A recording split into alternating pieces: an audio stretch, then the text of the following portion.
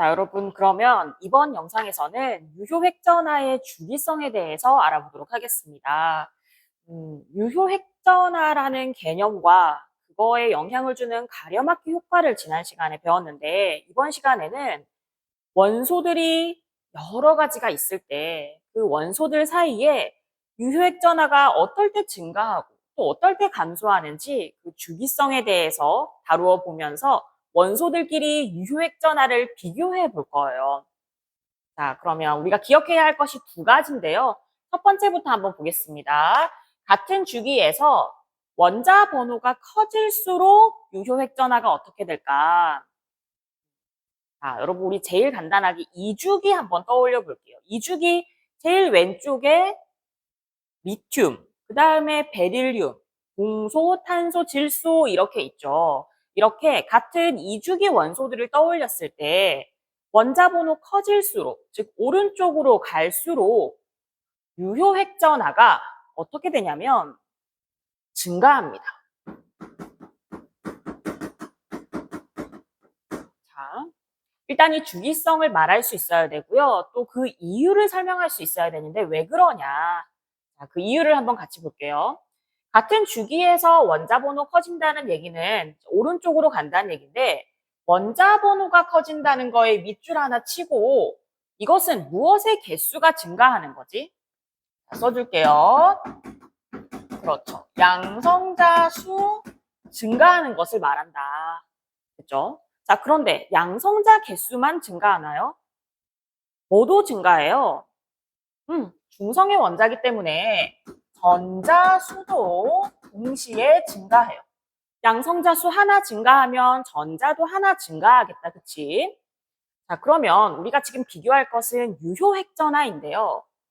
양성자 수가 많아지면 유효획전화가 더 커지겠지. 양성자 수만 놓고 봤을 때. 반면에 전자수가 많아지면요. 전자수가 많아지면 그만큼 전자들끼리 가려막기 효과가 커지니까 유효획전화는 작아지겠죠.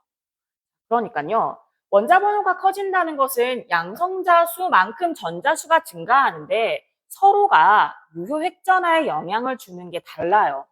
그러면 뭐가 더 크게 영향을 주느냐로 결정이 되는데 자, 그때 우리가 기억해야 할 것은 전자가 어디에 채워지느냐가 중요해요.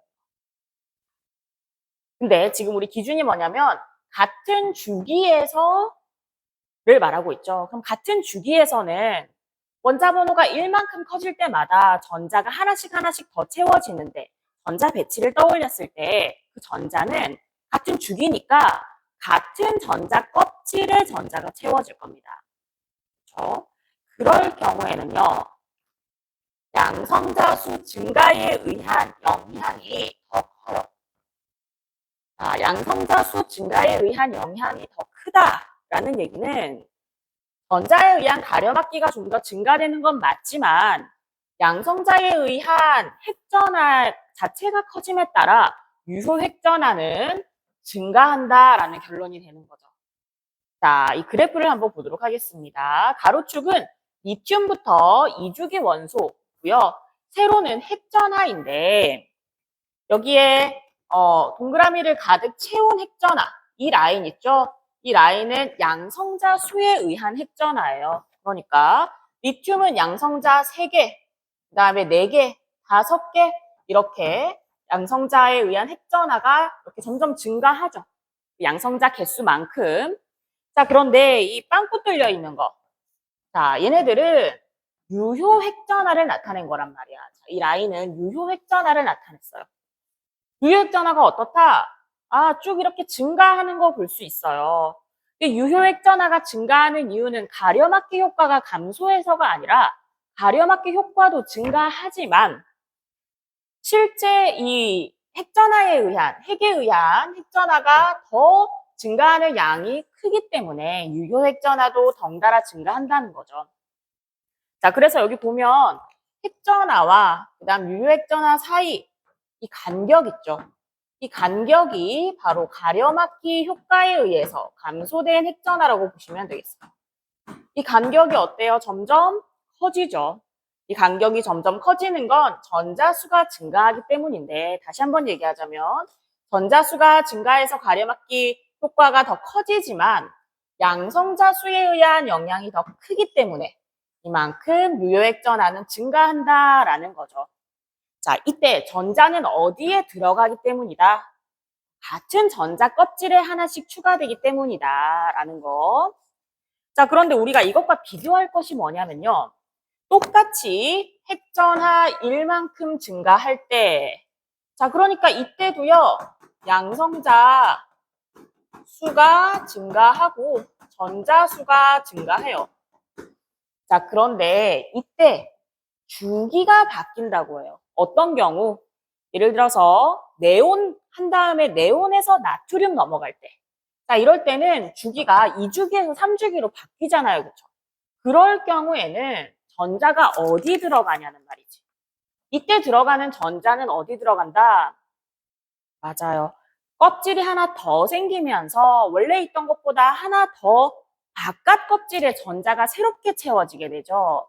그렇게 되면 안쪽에 있던 전자들이 너무 많아지는 거야. 우리가 지난 시간에 가려막기 효과는 안쪽 전자 껍질에 의해서 크게 영향을 받는다고 했죠. 그러니까 전자가 새로운 바깥 껍질에 채워짐에 따라 이번에는 양성자 수 증가에 의한 영향보다 전자에 의한 가려막기 효과가 훨씬 크게 된다.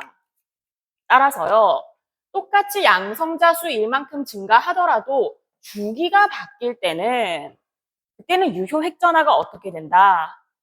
네, 감소하는데요. 이때는 크게 감소한다. 이렇게 써주세요. 그래서 먼저 이 두 가지 주기성을 여러분들이 말할 수 있어야 되고 또 그 이유를 설명할 수 있어야겠습니다. 자, 그러면 다음 페이지를 한번 볼게요. 학습지에 나와 있는 그림인데, 자, 먼저 첫 번째는 플루오린과 네온을 한번 비교해 보겠습니다. 원자번호 9번 플루오린에서 원자번호 10번 네온으로 가는데요. 둘은 같은 2주기 원소입니다. 2주기 내에서 원자번호가 커졌다, 그치? 그랬을 때 이 전자가 느끼는 핵전하, 우리가 지금 원자들끼리의 핵전하를 비교하고 있는데, 유효 핵전하를 비교하고 있는데, 이거는 항상 체외각 전자에 있는 전자 하나를 기준으로 한다는 거 일단 유의하고요. 자, 그러면 플루오린에 있는 이 전자가 느끼는 핵전하와 이 네온에 있는 이 전자가 느끼는 핵전하를 비교해 보자. 누가 더 크다? 아, 네온의 체외각 전자 하나가 느끼는 유효 핵전하가 더 크다. 왜요? 물론 가려막기 효과가 더 증가했지만 가려막기 효과가 어떻다? 작다. 그거에 비해서 핵전하의 증가가 더 큰 영향을 준다는 거죠. 왜요? 이때 전자가 어디에 들어갔기 때문에? 네, 기존의 두 번째 껍질에 들어갔기 때문에. 자, 그래서 이때는 유효핵전하가 증가한다라는 것을 알아두고요. 이건 같은 2주기 내에서 또 같은 3주기 내에서는 이렇게 원자번호 커지면 유효액전하가 증가해요. 자, 그런데 반면에 지금 네온에서 11번 나트륨으로 가려면 2주기 끝에서, 2주기 오른쪽 끝에서 3주기 처음으로 가는 거죠. 이렇게 양성자 하나 증가하고 전자가 하나 증가할 때는 이 전자가 어디로 들어간다고요? 맞아요. 새로운 바깥 껍질, 여기서는 세 번째 전자 껍질에 전자가 새롭게 들어가야 되죠. 그렇게 되면 무슨 효과가 굉장히 크다. 맞아요. 큰 가려막기 효과를 받게 된다. 똑같이 양성자의 개수가 1만큼 증가하고 있었어도 이 경우에서 넘어올 때는 가려막기 효과가 굉장히 크기 때문에 유효 핵전하가 어떻게 된다? 크게 감소한다. 라는 거죠. 자, 됐을까요? 좋습니다. 여기서 이렇게 넘어올 때는 큰 가려막기 효과를 받는다. 우리 지난 시간에 가려막기 효과는 안쪽 껍질에 의해서 많은 영향을 받는다고 했었어요.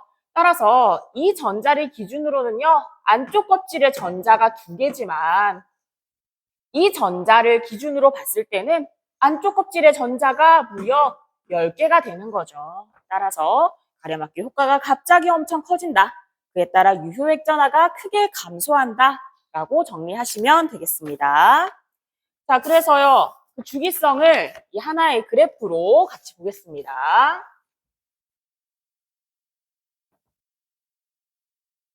자, 가로축은요, 원자 번호 1번부터 여기 아르곤까지 18번까지 지금 제시가 되어 있고요. 세로축은 유효핵전화예요.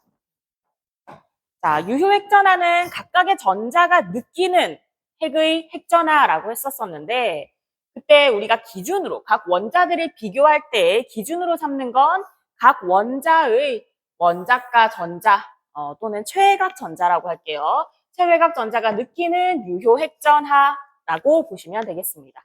자, 그때 어때요? 우리 눈에 띄는 건 이렇게 증가하는 게 보이네요. 언제 증가한다? 네, 같은 주기에서 원자 번호 커질수록 증가한다.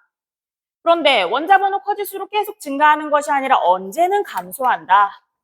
네, 1주기에서 2주기로 바뀔 때, 2주기에서 3주기로 바뀔 때, 이때 전자는 새로운 전자 껍질에 들어감에 따라 가려막기 효과가 커서 그래서 유효액전화가 급격히 떨어진다라는 거, 급격히 떨어진다라는 것을 확인을 했습니다. 자, 이게 주기성이다.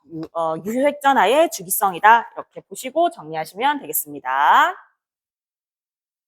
자, 이제 마지막으로요. 여기 나와 있는 것만 보고 마무리할 건데 요거는 좀 쉬워요. 간단해요. 자, 먼저 전자수 증가와 감소에 따른 원자과 전자가 느끼는 유효핵전하라고 되어 있는데요.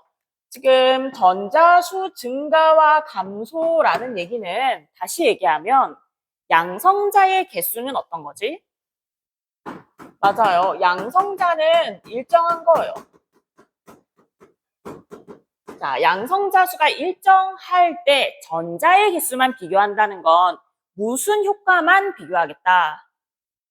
맞아요. 가려막기 효과가 누가 더 크냐? 그것만 비교하겠다는 거죠. 그래서 첫 번째 경우에는 플루오린과 플루오린 음이온을 비교할 거예요. 자, 어떤 경우? 전자가 9개였다가 역시 원자 번호 9번이지만 전자 하나를 외부에서 받아서 전자가 10개가 되는 거죠. 핵전화는 똑같이 플러스 9인데 전자가 9개고 10개란 말이야. 그럼 가려막기 효과는 누가 더 크다? 맞아요. 플로린 음이온이 되면 반발력이 커진다. 이거는 가려막기 효과가 더 크게 작용한다. 그래서 전자가 느끼는 유효핵전화는 감소한다. 누가 더 유효핵전화가 크다? 여기 있는 이 전자가 여기 있는 이 전자보다 유효핵전화가 더 크다라는 말이죠. 이렇게 볼 수 있을까요? 자, 그러면 이번에는 전자수가 감소하는 경우 나트륨과 나트륨 일가 양이온을 비교해 봅니다. 역시 핵전하는 플러스 11로 똑같은데 전자의 개수만 다른 거죠. 11개 전자 11개와 전자 10개 비교하면 누가 가려막기 효과가 더 크겠어요? 전자가 많은 쪽이 가려막기 효과가 더 크죠. 따라서 나트륨 양이온은 전자 반발력이 작아지기 때문에 유효액전화가 반대로 증가한다. 정확히는 누구랑 누구 비교? 이 전자랑 우리 가장 바깥쪽에 있는 전자 하나 찍어서 비교하는 거니까 이 전자랑 여기 있는 전자랑 비교해 보면 누가 더 유효액전화가 크다? 이쪽의 전자가 유효액전화가 더 크다라는 말이죠. 이런 비교도 할 수 있어야 된다. 자, 그러니까 여러분들 유효핵전화는요. 전자가 느끼는 핵전화라고 했잖아요. 그 말은 얼마나 핵에 강하게 붙들려 있느냐의 차이예요. 이 전자는 전자로부터 멀기도 멀고 껍질도 세 번째 껍질이고 안쪽에 전자들이 많이 가리고 있으니까 당연히 유효핵전화가 작을 수밖에 없죠. 핵의 인력을 작게 받는다. 반면에 이 전자는 어때요? 왼쪽에 비해서 전자 껍질도 2개째 들어가 있고 안쪽 전자 껍질도 2개밖에 없으니까 더 강한 인력을 느낀다. 유효핵전화가 더 크다라고 보시면 되겠습니다. 자, 그러면 유효핵전화 주기성도 잘 정리해 두길 바랍니다. 여기까지 할게요.